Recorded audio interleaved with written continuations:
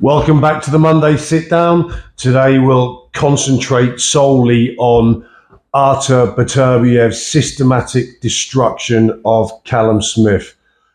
All the important factors I believe that would be prominent in playing a part in this fight that I talked about in my preview video all came to pass. I talked about that. First off, I talked about the inactivity that people were worried about, and I said that you shouldn't read too much into that because of the manner of the inactivity. And that came to pass, had no effect on Beterbiev at all.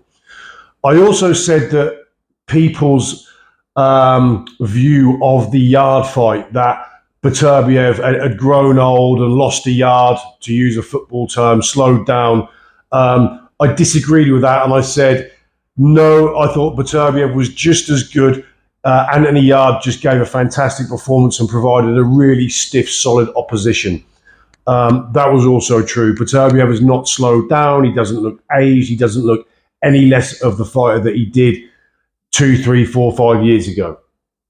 I also talked about the major factor for me was the fact that Callum Smith is easily pushed backwards and enjoys fighting with his back to the ropes, off the ropes. And I talked about how, even though he was good at it, and how compact Smith is and how good he can fight inside with the short punches, this was going to be a major downfall doing this against Beterbiev. And almost from the opening bell, from the first few seconds, Beterbiev advanced in the first few seconds, and instantly Callum Smith retreated and went back to the ropes and fought with his back to the ropes. Constantly, especially from sort of round 3, 4 onwards, Buddy McGirt was trying to tell Callum Smith and trying to say to him, you must stay off the ropes. You have to get off the ropes. And this is what I said in my pre-fight build-up. It was tantamount to suicide, and it proved so. Beterbiev is such a difficult opposition for many reasons. One of the reasons is the fantastic way that he uses his jab. Now, the jab, as you all know, the jab is the most important punch you can own. It's the greatest weapon in your arsenal in the way that it will win you fights. And the difference is, and this is again, and this part of this is down to what I talked about also in my preview video, the difference in mentalities. Every time Beterbiev throws his jab, and it will be a single or a double, every time Beterbiev throws a jab, he steps in with his jab. So his jab is hard, his jab is stiff, and the power is amplified by the fact he's stepping in with his jab. When you couple with this the fact that Callum Smith gives up ground very easily, every time Beterbiev threw that jab and he stepped in with a single or a double, Callum Smith would back up, and invariably he would back up in a straight line, and invariably that led to him backing up to the ropes.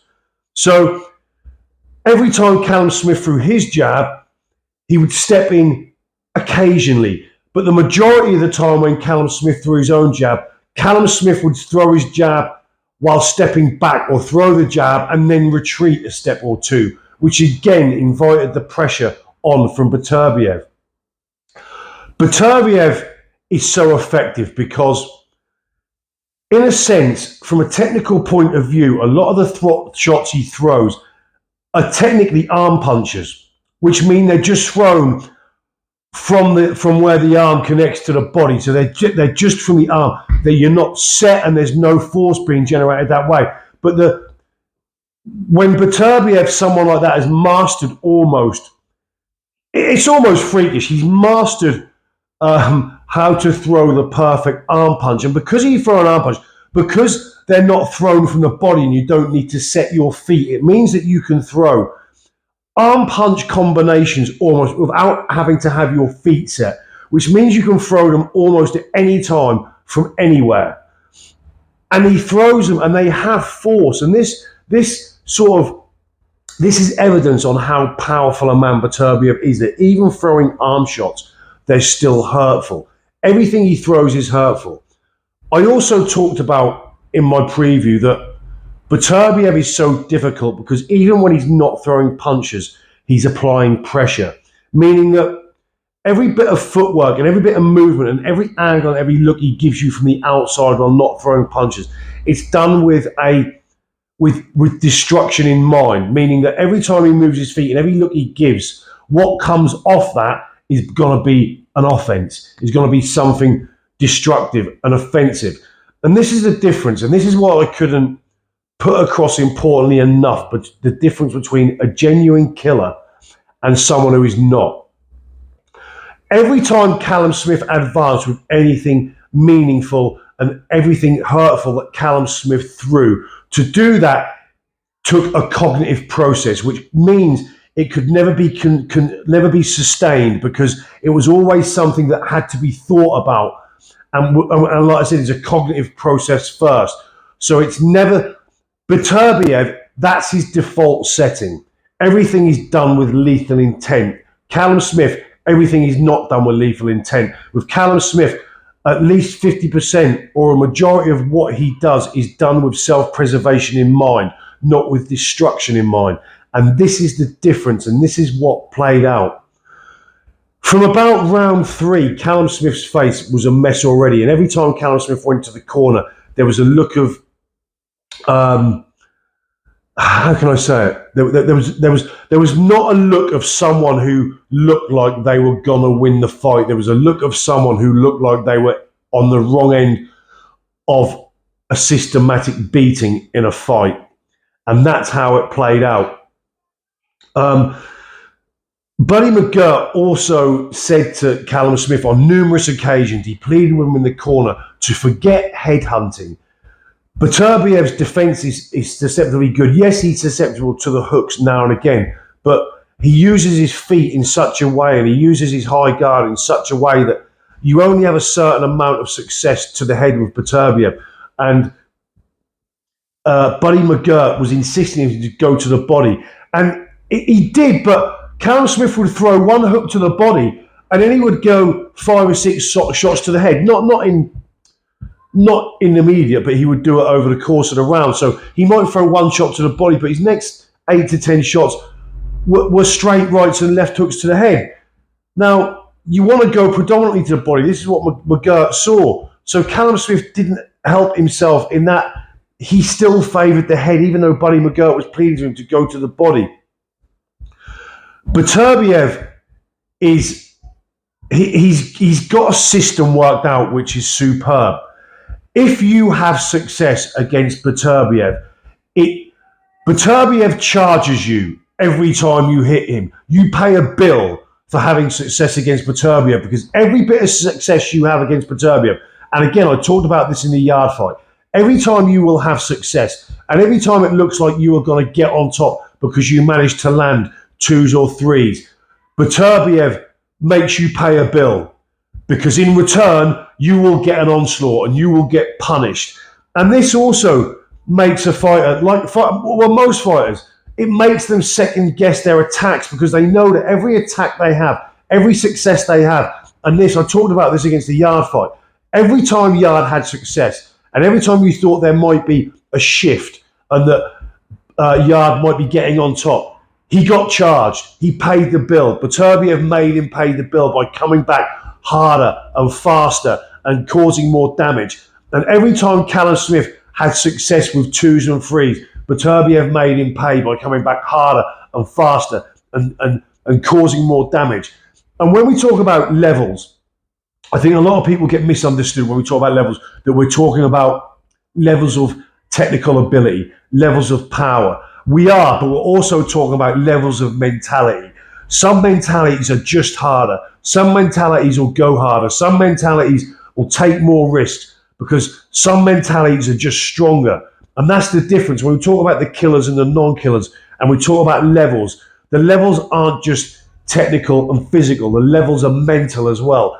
And this is when you get these guys, and this is what I talked about. Some guys are just made of different stuff. Some guys are just different animals. Beterbiev is one of those guys. It's what separates those from the rest. Every professional fighter has a level of that. But like I said, there are levels. And there are vast differences in these levels, and Beterbiev is one of those levels. Credit to Callum Smith. Callum Smith's undoubtedly a tough guy. But one of the other things I also talked about in my preview is, how can I put this? I didn't doubt Callum Smith's power, but I doubted the level of power when people talked about this as almost, in terms of punching power, they were almost equal. And a lot of people tipped Callum Smith to win this fight because they rated his power that highly. Again, I said in my preview, I didn't doubt Callum Smith had power, but I didn't think Callum Smith's power was as good as a lot of people talked about it as being, because there are a lot of guys that he hasn't hurt. And not one punch he threw had any meaningful effect on Beterbiev, where Beterbiev, every punch he threw, you could hear it. When he steps in with that jab, you can hear that jab. It's a lead left hand, you know? He steps in and it's stiff and it's hard and you can hear it thuds. And again, just levels. And like I said, I always favoured Beterbiev because there are levels of power. And when people talked about favouring Beterbiev by stoppage, yes, there was a possibility that would happen, but it was highly unlikely. I questioned Callum Smith's power, kind of, when we're talking about it on equal terms as Beterbiev's. They're not comparative. Unfortunately, they're not comparative. But like I said, Callum Smith was game, and he's tough. He's a very tough kid. He's a really good, honest pro. And we've all got a lot of respect for the Smith family. But there are just levels. There are levels in technical ability. There are levels in punch power. There are levels in physical output. And there are levels in mentality. And Beterbiev was a level or two higher in every department. Different animal. What we talk about now is, and what everyone wants to see now is, Bivol Beterbiev. Now, I read a lot in the comments where people talk about, a lot of people favour Bivol and they say he's the supreme technician, which he is. But make no mistake, I'll tell you this now, in terms of technical ability, Bivol is not greater than Beterbiev. They're very different, but Beterbiev is every bit as technically gifted as Bivol is. They do it in a different way. They're technically gifted in different areas and in a different style. But make no mistake, Bivol will not beat Beterbiev on technical ability. They are equal, but they are very different. That fight is a true 50-50. And if anything, I would have to lean, if Beterbiev is still at this level, this physical level, by the time he fights Bivol, if it happens, for me, I edge towards Beterbiev, because Beterbiev has killer power. And as rightly pointed out by a lot of people, it's not single one-punch knockout power all the time. It's hard, it's heavy-handed, accumulative, destructive power. Bivol doesn't carry that. Bivol is an elite-level pure boxer. Beterbiev is an elite-level box puncher. You know, superb matchup, and they're both true elites. And I think Bivol is a fantastic fighter. I've said that on here before, make no mistake. But Beterbiev has that destructive power. Again, not in a one-punch style, but it's an accumulative, constructive power. And he's relentless. And as we saw Bivol against Artur on the Day of Reckoning card, even when Bivol gets you against the ropes, he doesn't have enough kick to cause destructive damage against everyone. And I doubt he has enough power to trouble Beterbiev. And like I said, I think technically they're equal. Beterbiev's footwork is deceptively good. It's less elaborated than Bivol's. It doesn't look as fancy, for want of a better word, but it's as equally effective. It's understated. Really good fight. So yeah, let me know what you think, you guys. Was a really good fight. Beterbiev is just, he's a fantastic fighter, an absolute fantastic fighter. I don't want to go here, but it does have to be mentioned, you know, for me. At 38 years old, when you've got increased levels of both human growth hormone and both testosterone, and at 38 you look that good, I mean, I don't know. Am I wrong in saying that? Am I being cynical? Or, you know, I don't know. But anyway, regardless of that, Still a fantastic, fantastic fighter and a real throwback, and a fighter that would have held his own and lived in any era. Commiserations to Callum Smith. There's whisperings of him now retiring. He doesn't have to retire. He's lost against a absolute elite level monster, so absolute no shame in that. There's titles to I say titles to pick up at light heavy. Is there titles to pick up for him? Possibly not, actually, but there's still big fights out there. There's still fights out for him to have. But all the best to Callum Smith. He's been a great fighter. A really good pro. The whole family is a really good family, good solid pros. But that's it. Let me all know what you think. I'd love to know what you guys think. What did you guys make of it? What do you guys think of Bivol Beterbiev? How do you think that would go? Let me all know. I will see you all soon. I'm out.